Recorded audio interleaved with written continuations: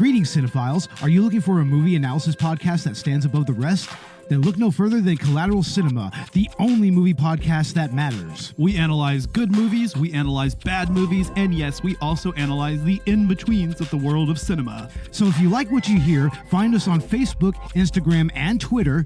And listen to us on Apple Podcasts, Spotify, Google Podcasts, and wherever you get your podcasts. And yes, my friends, we are 420 friendly. So when you listen to us, smoke it if you've got it. And now, here's a new episode of Collateral Gaming. The show starts right now. The name's Chancellor, Ashley Chancellor. The name's Gio, Zachary Gio. And this is Collateral Gaming.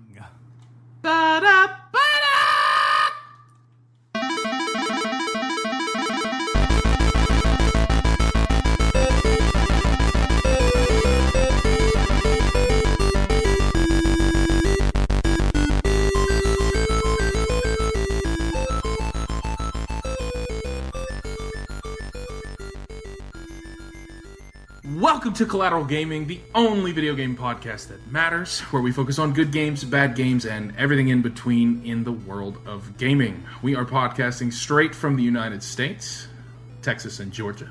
And yes, my friends, we are a 420 friendly podcast. So whatever you have, be it crystal meth or fentanyl, I'm just kidding, don't do that. Smoke it if you've got it. We're talking about a banger of a game today, brother. And also, it's good to be back. I love coming back on the show, and this is going to be a really good time because we've got a hell of a game to talk about today.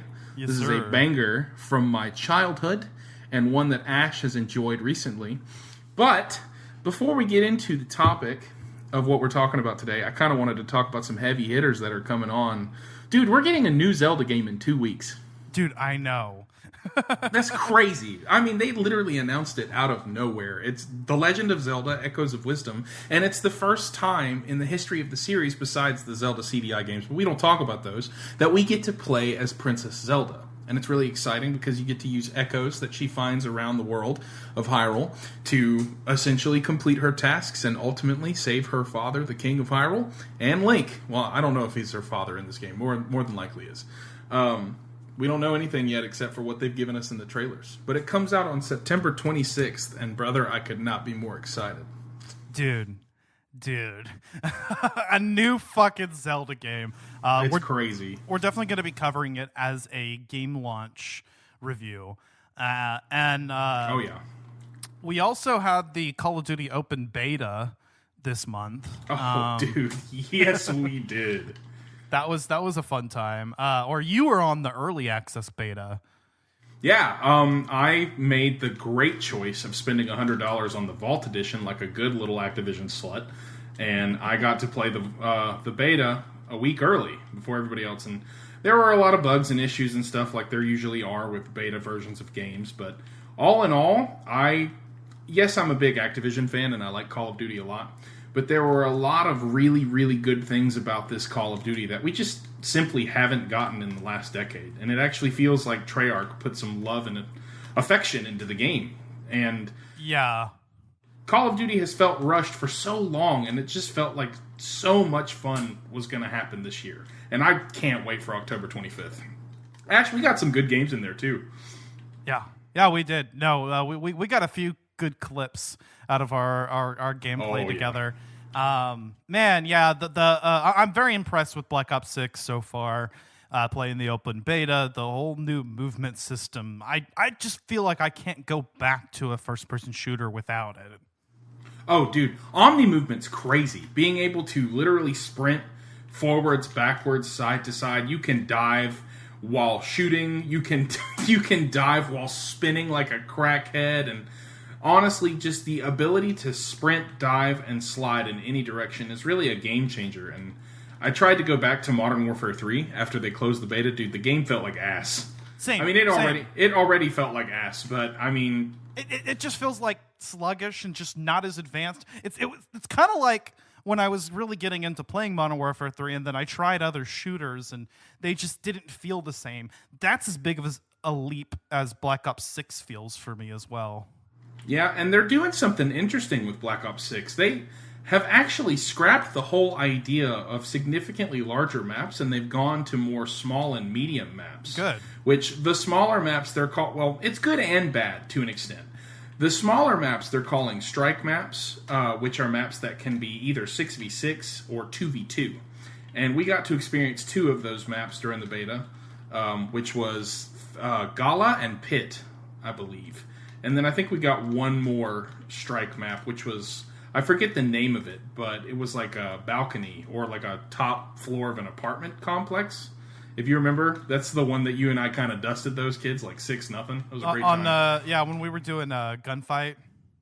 Yeah, Gunfight. Gunfight's back. That's a great time. Yeah. But it needs a little bit of weapon balancing and spawn tuning. But other than that, we're in for a great year of COD. And this is the first game that I've played with Call of Duty in probably 6 or 7 years where I'm like, damn, I'm going to have 20 to 30 days played on this game. And, you know, it's funny. My wife is okay with it. So we're gonna go for it. We're gonna go for it a little bit. So, but I'm pumped. Brother, I'm excited to come down and hang out with you and experience that lunch together at the end of next month. We actually bought the plane ticket for you today. So that's going to be super exciting. And we get to start a file together on Echoes of Wisdom and kind of go through that. You get to actually hang out and spend time with my wife because you didn't really get to at the wedding. You just hung out with the boys. So I'm looking forward to it, man. And this has been a great season of Collateral Gaming. Since this is our season finale, I wanted to take a moment at least to talk about that. I mean, what do you think, Zach? I haven't been around for much of it other than the game year in review episode. I've been busy kind of dealing with the first year of marriage and just enjoying everything that has to. Before that, we did the Spider-Man games together. That is true. That was a while back now. Good Lord. Yeah, that was time just flies. But from what I've heard, because I've listened to a lot of the episodes, it's been a really, really strong year for Collateral Gaming, and I'm excited for what next season has to offer. Because you and I think just this upcoming week, you and I are going to pump out like a standard episode and a couple of bonus rounds. It's going to be a great time. Yeah. And we're going to record a couple episodes while you're down here in October. So I'm really, really looking forward to all of that. Hell yeah, brother. It's been a great season. I mean, we started out with a redux on both Spider-Man and Spider-Man Miles Morales. We covered the game launch of Spider-Man 2. We did the Zelda Oracle games. With Megan, we did The Witcher 3 and Fable 1 and 2 for our anniversary special. Oh, hell yeah, dude. We had guests on this last season. My buddy Sam was on our Persona 3 Reload episode. He's one of my friends from work. And he recently came down with me to San Antonio, and we hung out, so that was cool. And we did that episode together. What else? Andrew Roscoe joined us for the Final Fantasy VII Rebirth game launch episode. God, I was so ready for that game. That was a ton of fun. I still haven't played a Final Fantasy game, dude. I need to, but I still have just never played Final Fantasy. I would recommend starting with 7. Just start with the original. The Rebirth or the original 7? I would say start with the original and then go back and play Remake and Rebirth and then whatever the third one's going to be called. Oh, man. Well, all right. You are a very trustworthy source when it comes to games. Also, I figured out how to get Tears of the Kingdom on my computer that I built. And, dude, it runs like butter. It runs like butter. Man. It's crazy. Even though it's still a terrible game, but that's fine. We had a couple bad games we did for Bad Game April. That was Plumbers Don't Wear Ties and E.T. So Bo and I were riffing on those games. And we also covered the Great Ace Attorney Chronicles, Bo and I, which was really cool because I just fucking love Ace Attorney. And the Great Ace Attorney is like peak Ace Attorney. Besides the trilogy. I actually played the first game this year, and it's a really fun game. I can't wait to get into the rest of it. Dude. There's a lot going on, and I'm just pumped about it. Ace Attorney is my shit. And also Elden Ring Shadow of the Erdtree came out. We covered that in our very first DLC review. Yeah, I didn't get far enough into it to really be able to comfortably join you guys on that because I don't know. The DLC just felt off to me. it didn't feel like Elden Ring the way I wanted it to, and maybe that's just me being picky. I probably just need to go back into it and try to just, pick myself up, dust myself off, and get ready to get just absolutely penetrated by From Software's bosses. So, because that's usually how it goes, right? Yeah, no, real. But today we are here to talk about James Bond 007 Nightfire. Oh yeah, brother. I cannot wait. This is a game that I played as a kid. Yeah, you actually picked this game, so I wanted to talk a little bit about that, like your experience playing this growing up. Well, so I actually picked up a copy of this game because my dad picked me up from school. I think I was in 4th grade. He picked me up from school, and we were going to go to Walmart to take care of some stuff, and we went by the GameStop that was in our town. And I noticed that they still sold GameCube games. I think the GameStop in my hometown sold GameCube games until I think I was in 7th or 8th grade, until I want to say 2011, 2010. So they sold them for a while. And honestly, I wish there was still a store in Jessup where I grew up that sells them, because I would probably still have a GameCube. Yeah. But I noticed, I was a huge fan of 007. I always have been. I loved GoldenEye. The movies are just fantastic. They're a lot of fun, unless it's, Roger Moore, because... You don't like Roger Moore? I hate Roger Moore, and forgive me, God, I hate Sean Connery. I hate the Connery movies. I hate them, dude. I can't stand them. Oh, that is blasphemy. But it's not blasphemy, it's the truth. Or should I say blasphemy? Blasphemy. But gosh, dude. Morning party. But I noticed it, and I had never heard of a movie called Nightfire, and I was like, it was on sale for $8, and I was like, hey, Dad, do you mind if I try that game? And he was like, yeah, but if you don't like it, you got to play all the way through it. And I was like, no problem. I played the first mission, and I was hooked. It's such an awesome take on. It's tied into Die Another Day, right? Yeah, it's basically Die Another Day is the film tie-in. At some point, they figured that they were better off doing James Bond games that were just their own stories rather than trying to adapt the movies. GoldenEye notwithstanding, I've heard that the more well-received James Bond games up to that point were the ones that were trying to adapt original stories, and that's what Nightfire does.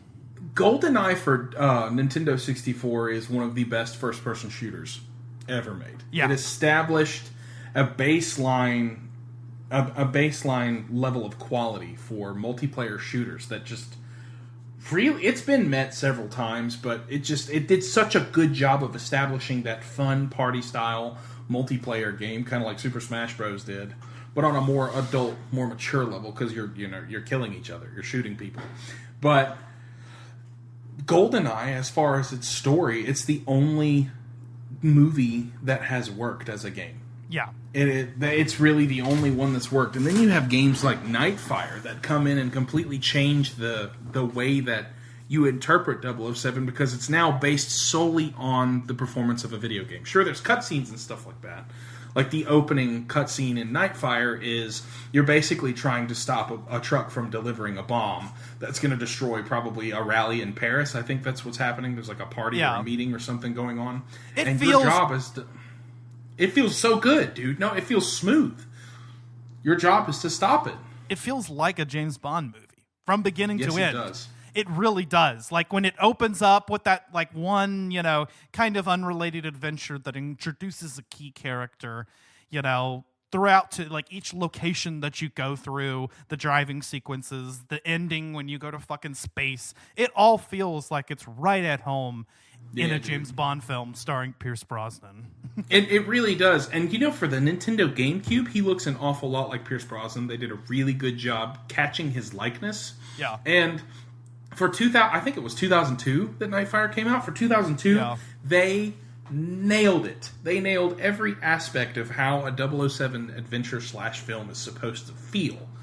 And I think it's perfect. And I think that's why it's probably one of the best old school shooter type story games out there. And for the GameCube too. It's what makes me so happy. Yeah. I love it so much. We played this through the Dolphin emulator. So we played the GameCube version. I had heard online that was the version that played the best. And I got to say, the experience was smooth. If you played this on Dolphin, you're in for a good experience. I noticed a couple graphical glitches, but nothing that actually affected the gameplay. No, we even played multiplayer, and that was fun. Yeah, it's not bad at all. Once you and I figured out how to get rid of the lag by turning up the buffer setting, and actually, like, I'd be 100% down to do some more stuff like that once we're finished recording here. I actually thought about maybe me and you setting up like a multiplayer 1v1 to play just while we're just shooting each other while we're playing. I'm significantly better than the last time we played together because since we last talked, I went back and I got a gold medal in every single level. I've even gotten a platinum in one now. So on 00 agent difficulty. Well, good. That's what it takes to beat me. But I also make liberal use of save states so that I can get just that like perfect run, because you gotta be so accurate. You gotta not take a hit unless you got armor on. Well, shoot, dude, if you've gone back and done all that stuff, you're probably gonna wipe the floor with me. And you know what? I'm okay with it. It's fine. We'll see. But yeah, no, this game is a blast, man. Let me tell you. So like, I didn't play this as a kid. I just played this for the first time for this podcast. And I've honestly been really vibing with it. It does feel a little bit dated by today's standards, by FPS standards, but I was surprised at the amount of weapons and gadgets and different things that you can do. The way that almost all of the I should say all the like actual like gunfight style levels, like actually like exploration type levels, all were kind of sandbox in nature, offering multiple ways, even in that very first style of level, where there's at least like 3 different ways to get into the castle, 2 of which will give you a bond move. Yeah. Dude, the bond moves are an amazing part too, because technically you're not supposed to know about those kind of things. They're not things that you have to do in order to progress the game. But the bond moves are awesome because if you do something slick in the way that 007 would, you'll get a little extra boost of experience and points, and it makes you feel really good too. Like cutting the laser, getting into the party. There's a replayability to every single level in that sense, because you can find out about some of these bond moves and you can approach the level in different ways. And like, I always wanted to find all the bond moves that I could, because it makes you feel like 007. You're actually doing things that only he would be clever enough to do. Well, I mean, that's what makes a perfect Bond experience, in my humble opinion. Yeah. Which I don't know if I have a humble opinion, but you know what, it's fine. There's just, again, like I said, each level begs to be replayed in order to get the best score that you can on it, to find all the Bond moves. And then once you get a gold, you have to go after and get a platinum. So in addition to the Bond moves, once you've gotten a gold on the level, you'll find Bond tokens. And so you kind of just try to figure out the fastest route through a level, getting the most number of Bond moves and Bond tokens, subduing, and making the right number of enemies surrender. Yeah. As opposed to dispatching them. And also just, getting the handling down. The controls take a little bit of getting used to, because if you're playing with like the dual analog mode, you'll feel at home for the most part, but you'll actually have whenever you hold down the left trigger, you go into aim mode, it's kind of more like Metroid Prime or GoldenEye, where you stand still in order to free aim, and you can move left or right. But while you're free aiming, you're a little bit restricted. But it's okay, because you can move behind cover and do whatever you need to do. And so once you get the handling down and, account for the way that the game controls and handles, you can actually feel like a badass just popping off headshots and... I mean, hey, if you can get good enough to just free aim and take out enemies in that game, you've come far enough to where you deserve the praise. Let's be honest here. Yeah. Yeah, and you really do feel like a badass as you're doing it. And just, you Yes, know, you do. experimenting with the different weapons and their different firing modes. Like, hey, do I want to put a silencer on this so I can approach this more stealthily? Or, you know, do I want to get that additional burst of fire? And, you know, like, or the sniper actually has armor-piercing rounds that you can find in their reactor level. I don't know that they actually do anything, though. I think all the enemies can actually be finished off with a regular sniper bullet.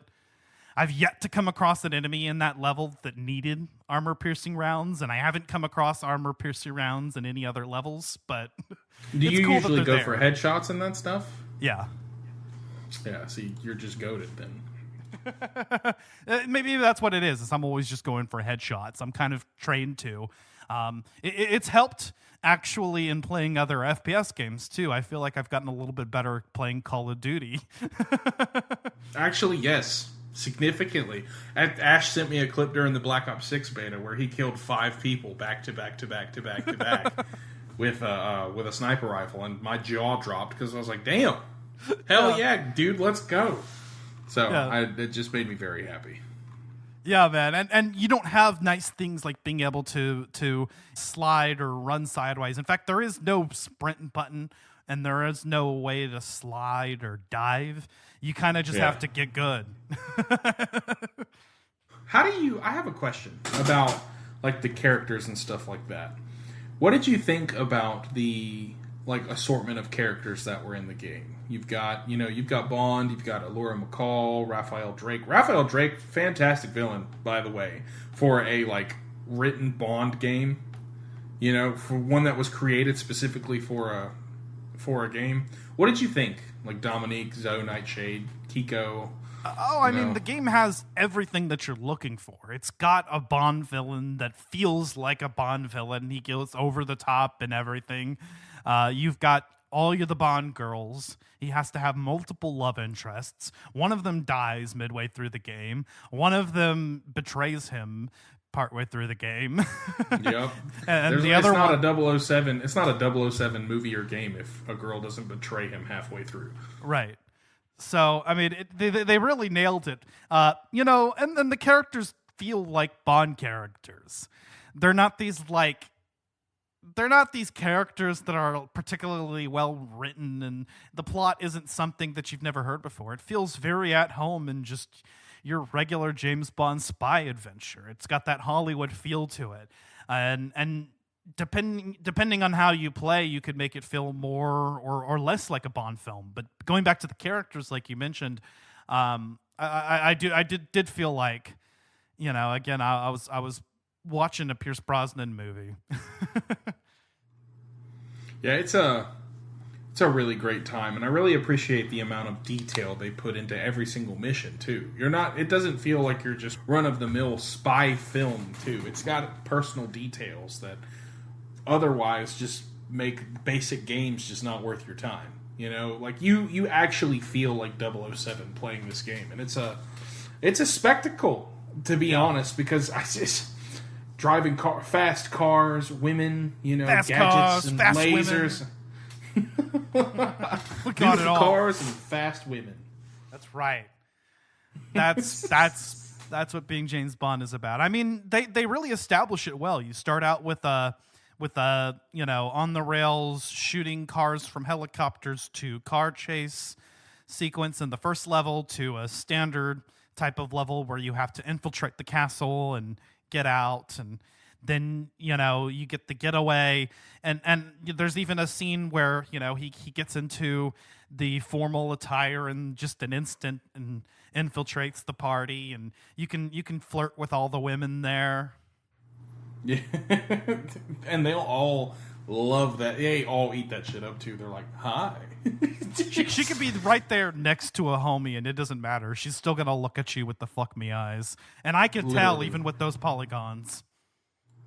Bro, not the polygons. I mean, that's true though. Let's be honest. True, dude. Fucking Agent Nightshade walks in on you kissing Dominique and still flirts with James. Oh, for sure. She probably wants in on the action, bro. Let's be honest. It's like they all know. They know that they're just his next fix. and they don't seem to care. Why would they? It's 007. He's probably going to die anyway, so like if he hurts them, then yeah. That's their thought process, is like, if he hurts them, then he's just dead. It's fine. Yeah. True. Oh man, I can't tell you how many times I've played split screen multiplayer on Nightfire with my sister. We got to the point where we were just picking each other off on spawn, and it just got to the point where we knew the game like the back of our hands. And all the maps on the multiplayer game are good too. What was the map that you and I played our first match against each other on? It was the castle that was in the beginning of the game. I don't remember what it's called, but it is that castle from that second level of the game in the snow. We played that one, and I remember we were shooting sentinels at each other from around corners, and that was fun. And we also did the Sky Rail Station, which many consider to be the pinnacle here. Where you get to actually get up in the little rail cars and go around the map and snipe each other off. Actually, you got a pretty good setup. If you get in one of those rail cars and have a sentinel in hand, you can just crouch so that you're behind the cover of the rail car and just fire sentinels across the map. I was doing it with bots and having a blast. Yeah, that's called head glitching, Ash, and you're a piece of shit for doing that. That's not glitching, though. Wait, you drinking a Pilsner? That's awesome. It is, yeah. It's a Frio. I was about to say, it's an American Pilsner. American Pilsner Frio, yep. Oh, dude. These are cheap from H-E-B, and they are 6% alcohol, so. H-E-B, man. H-E-B is just top tier. It's fucking great time. It is the tits. I'm still mad at you for putting American cheese on frozen burritos, though. Really? A little bit. Yeah, that still is a thought that I have not forgotten to this day. I put it on my ramen too. Ash, we're such good friends. Why must you seek to ruin that? It's like, I'll refund that plane ticket so fast. The name's Bond. James Bond.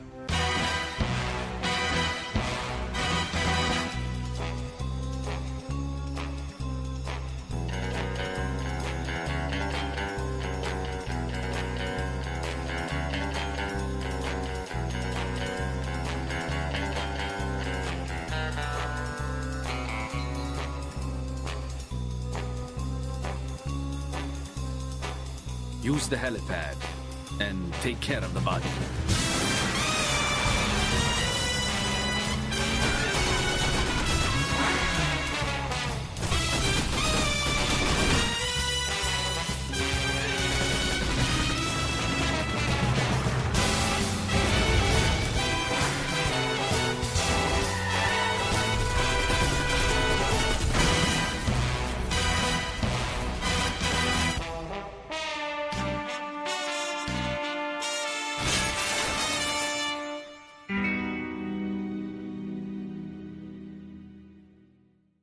But man, Nightfire, what were some of your favorite levels? As you know, well and good.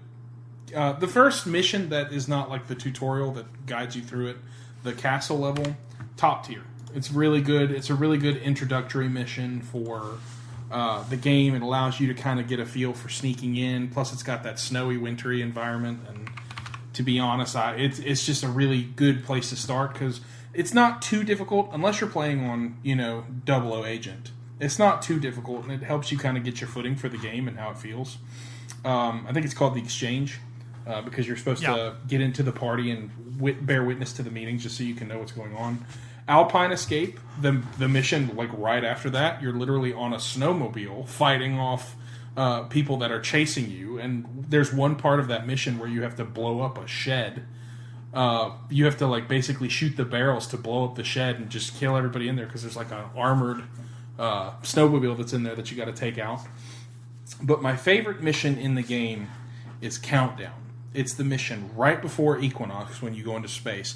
You're basically infiltrating this missile silo, trying to get aboard a shuttle so that you can make your way into space to stop the launch. And it is just the most intense. If you're playing on 00 Agent, you're going to die a lot because it's hard. Yeah. There's so many corridors and enemies to fight. Everything's got like this dark green aura that kind of makes you feel it's intense.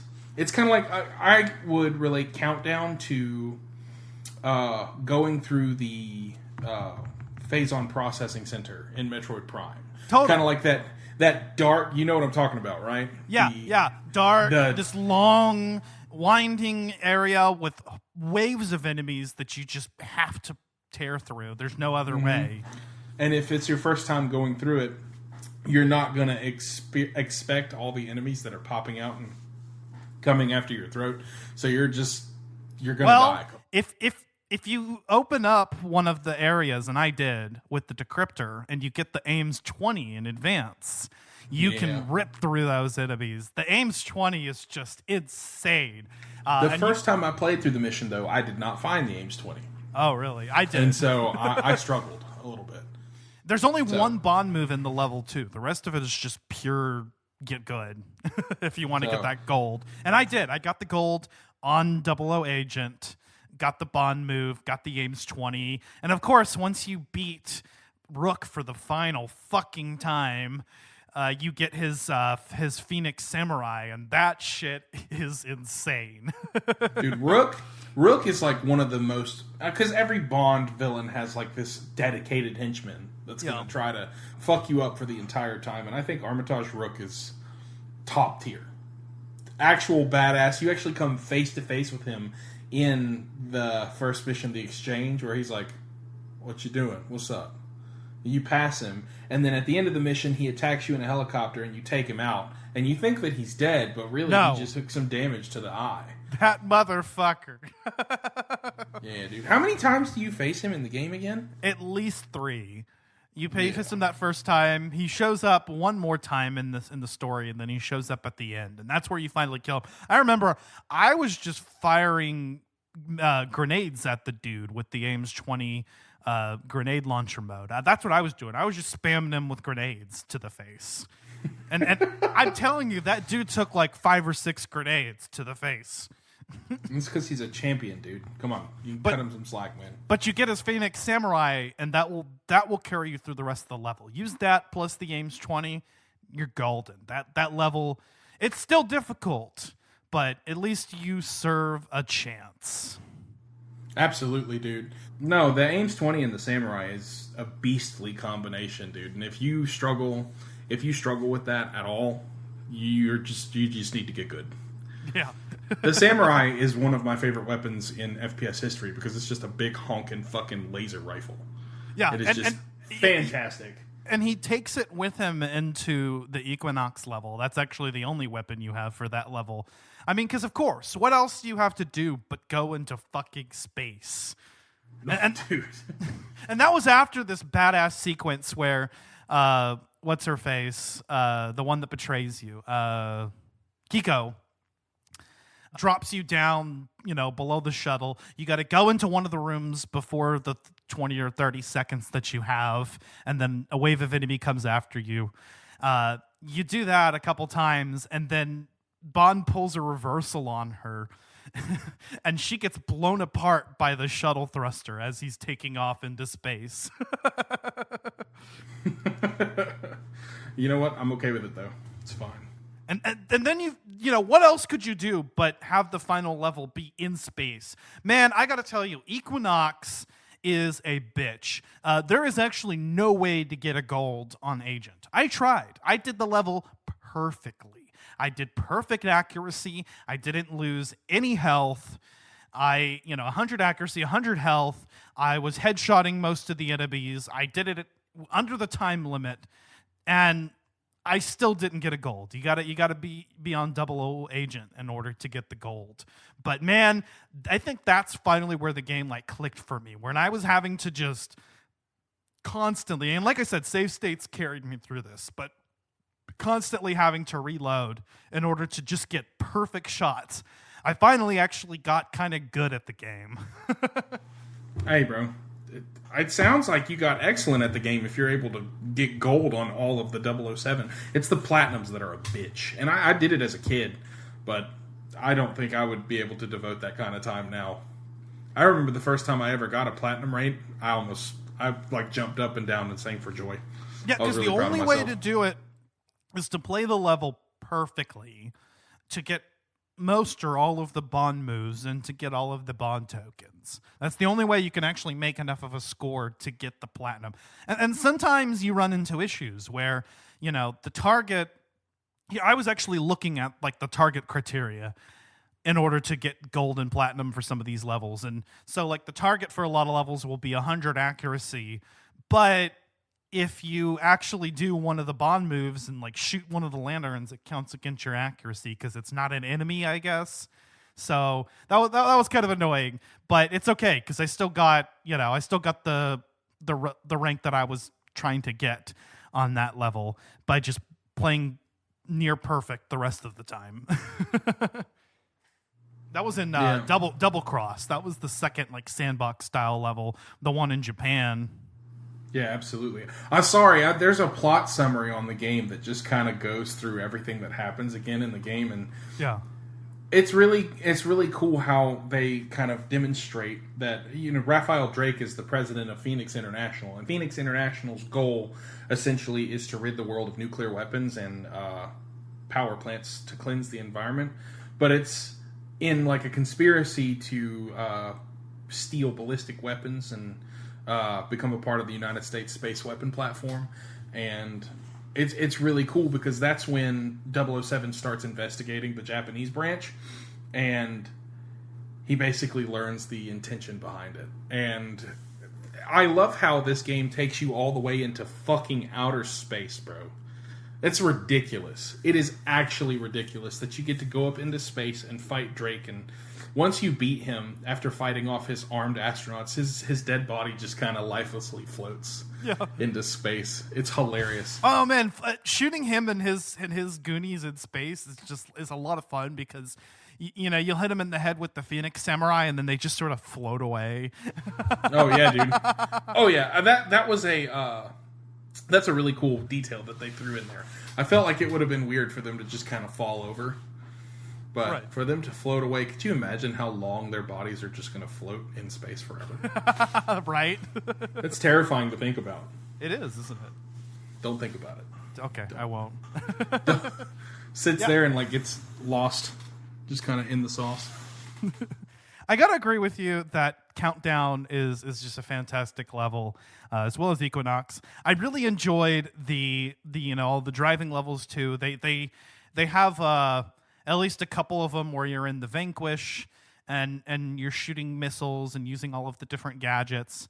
They have one where you're in Island Infiltration. This level kicked my ass because you share a health pool throughout the 3 sections, and they're long. It's kind of like Countdown, and then it's the level immediately before Countdown, actually. So it is one of the longer ones in the game, and it's actually impossible to avoid damage. So it's really just about mitigating it. Man, that level kicked my ass. This game does a really good job of kind of like slightly increasing the difficulty as you progress through and get used to the game. There's a mission. Let me see.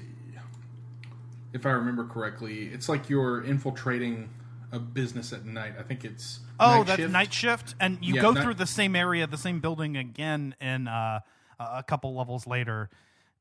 Is it Phoenix Fire or Phoenix Fire? No, yeah, Phoenix Fire. But like that Night Shift level is fantastic. It's so good. It's another like stealth focused level, and you have a gun on you that will actually fire non-lethal darts, so you can take out the guards. But they will come back later. Stealth missions in 007 games are where it's at. Like, I love stealth missions in spy thrillers. Like, that's the way to make a fantastic game. And you even get to use the grapple into one of the vents, and you'll get a bond move for that. And you can use the decryptor to open the doors, or you can find the combinations in the level. You got to install a worm on 2 computers in the level, and you get a scorpion, which will come in handy because there's actually a bond move for firing the scorpion at the helicopter in the final bit of the level. while all those enemies are firing at you. It's not easy because if you use the guided missiles on the Sentinel, it'll actually fire it at the enemies, the Heat Seeker missiles. So you have to go unguided and just fire manually at the helicopter in order to do it. Let me tell you, it was a bitch to get that Bond move. Well, hey, I mean, you did it. That's the thing. I did it. Oh, I was talking about island infiltration earlier. So you start the level in an SUV, and you'll get a Bond move if you actually stealthily go in and download the codes versus, coming in guns blazing. But then after that, regardless of what you do, you'll get a chase sequence where you're taking down the Sentinels in the SUV. Then you get into a plane and you have to fly through. It's another like on the rail style, shooting at other planes and submarines or ships and the fucking Sentinels, all while you're getting fired upon. And then there's a final section where you're in a turret or something and you're firing at fucking tanks and planes. And then that's after you do a level in the Vanquish underwater, firing torpedoes. Oh, dude, the Vanquish is so good in that game. They do such a good job with the Vanquish. And I think that the vehicular movement in the game is incredibly smooth. I think the way that you're able to interact with the environment, and they kind of do a really good job with that in the introductory mission, with how smooth it feels. And it's kind of a testament to how powerful the GameCube was for the time. Because it came out like at the beginning of the GameCube's life.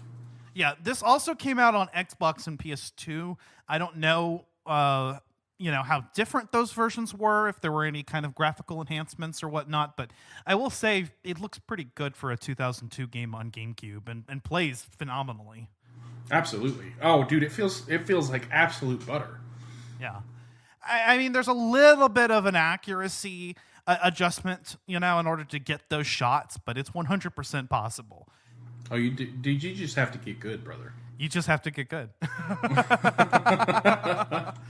And thankfully, we live in an era where you could emulate this and have access to save states. So you don't have to start the entire section of the level over again every time. But back in the day, I imagine that must have been really fucking difficult. 100%. But again, this game just begs this replayability. It begs you to do the absolute best. And there's a whole method to finding the best route, the best path through the level that's going to get you the most number of points. And even just paying attention to things. You go through that building in Tokyo 2 times, again, as we mentioned earlier. So there's a secret entrance that you'll find during the first time that you go through the level. So the second time that you're in the level and you're in the elevator, if you remember, you can jump out of the elevator and grapple up to take the secret entrance. So, the game encourages you to explore and find these opportunities in order to get, the best score as you're moving through these levels. Absolutely. And it goes to show just how special this game is, because after 22 years, it still holds up as an amazing game to play. And instead of, sitting on our GameCubes at home playing it, we've emulated it on our big boy fancy computers.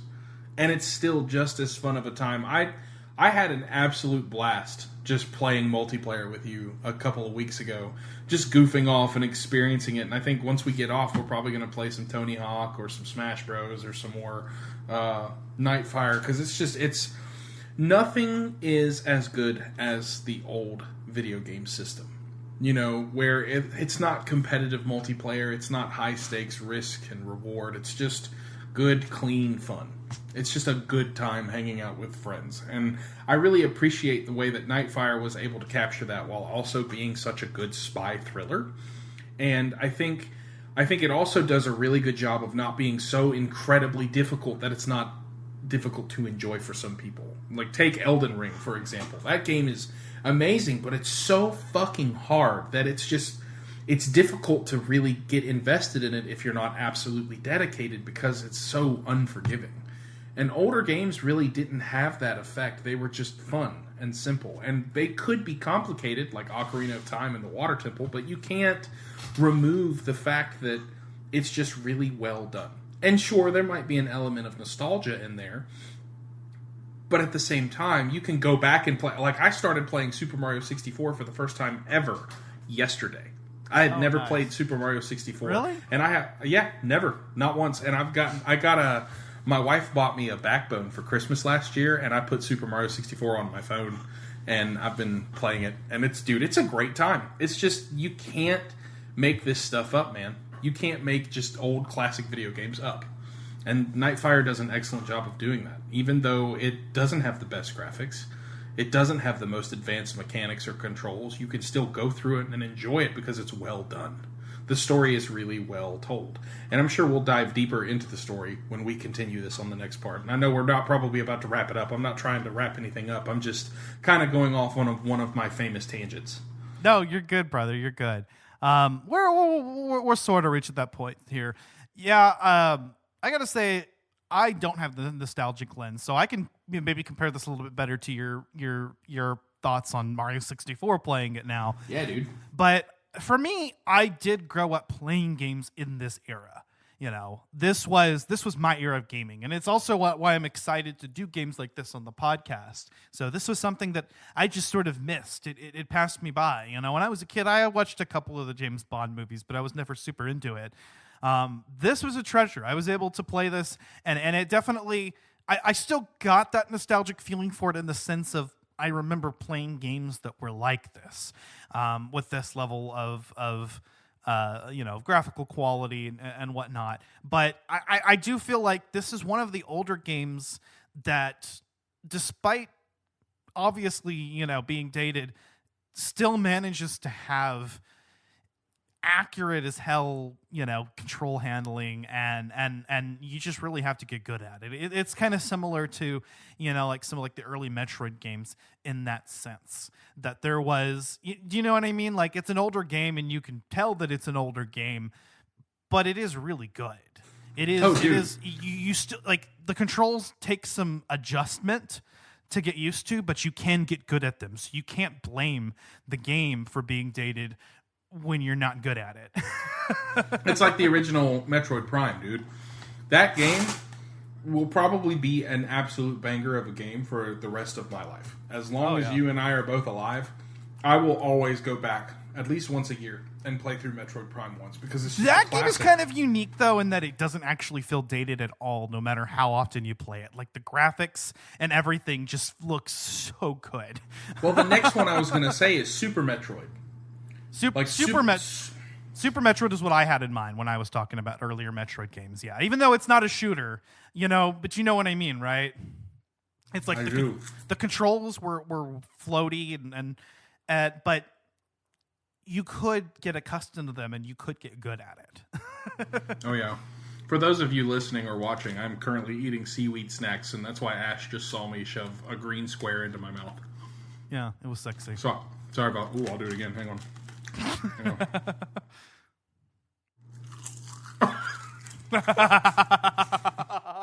Nothing quite like some seaweed to get the motor running. That's right, brother. But yeah, we'll talk more about Nightfire in terms of the story and the characters in part 2 of our review, which we should be recording tomorrow as of the time of recording this.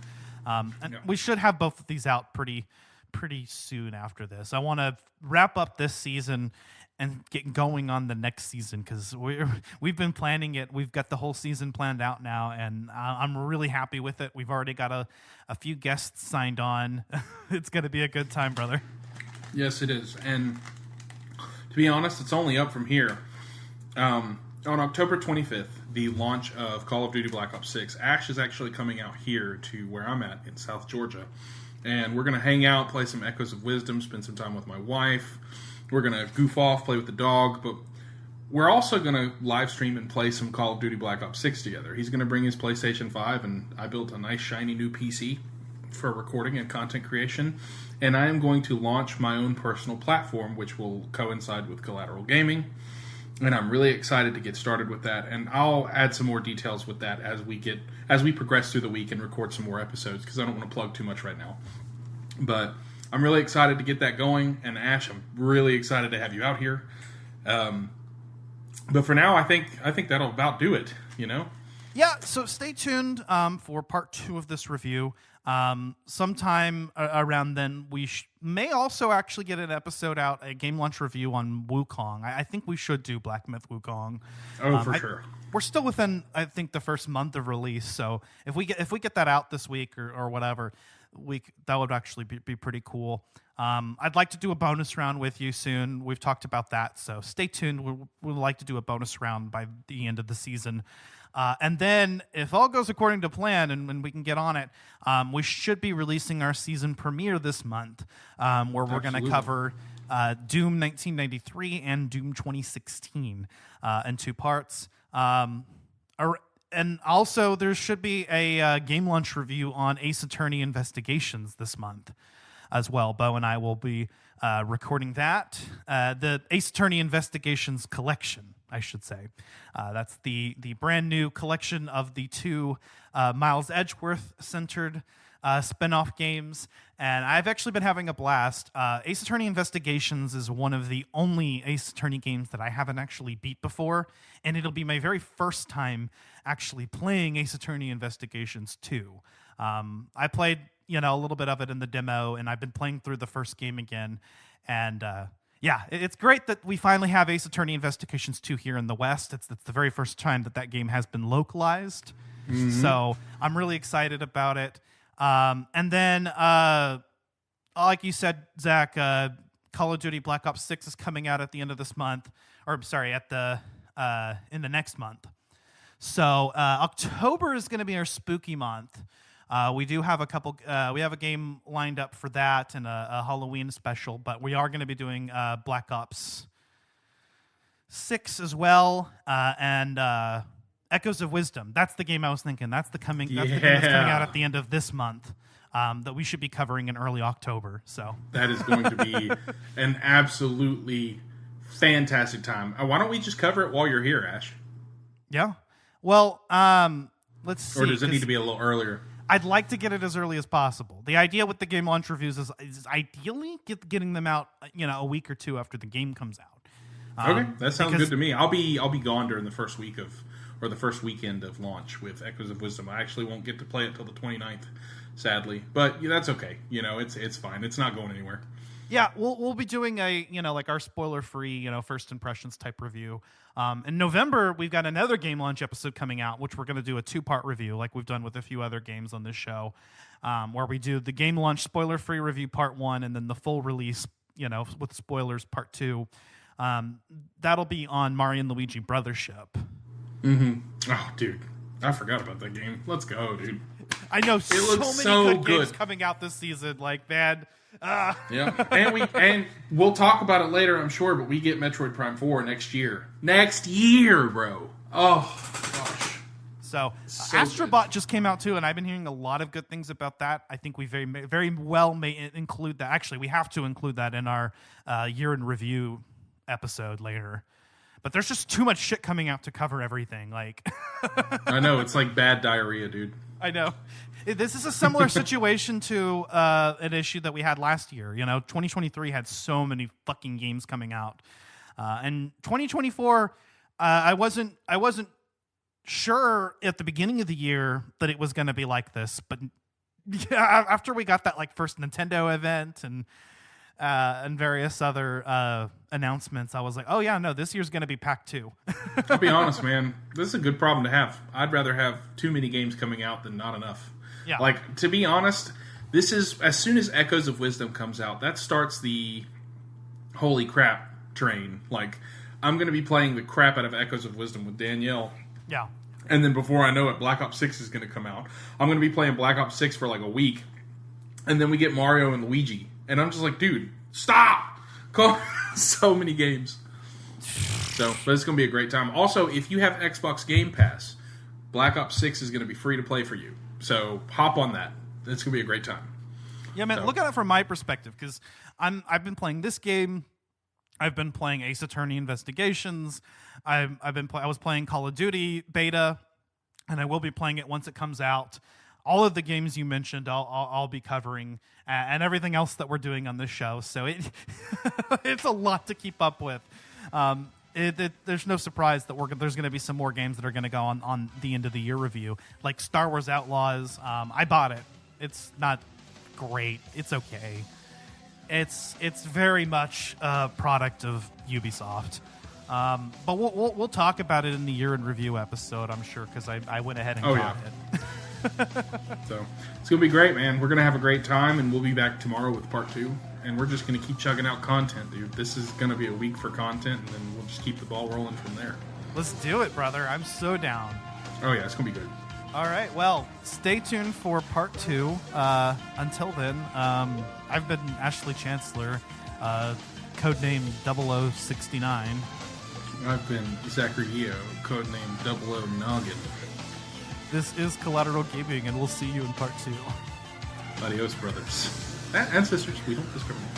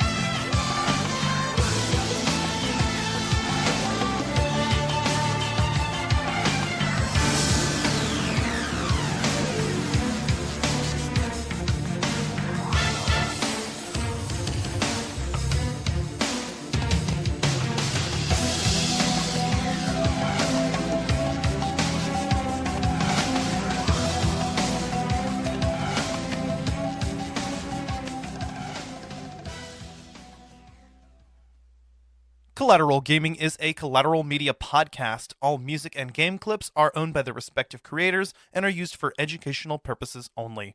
Please don't sue us. We're poor.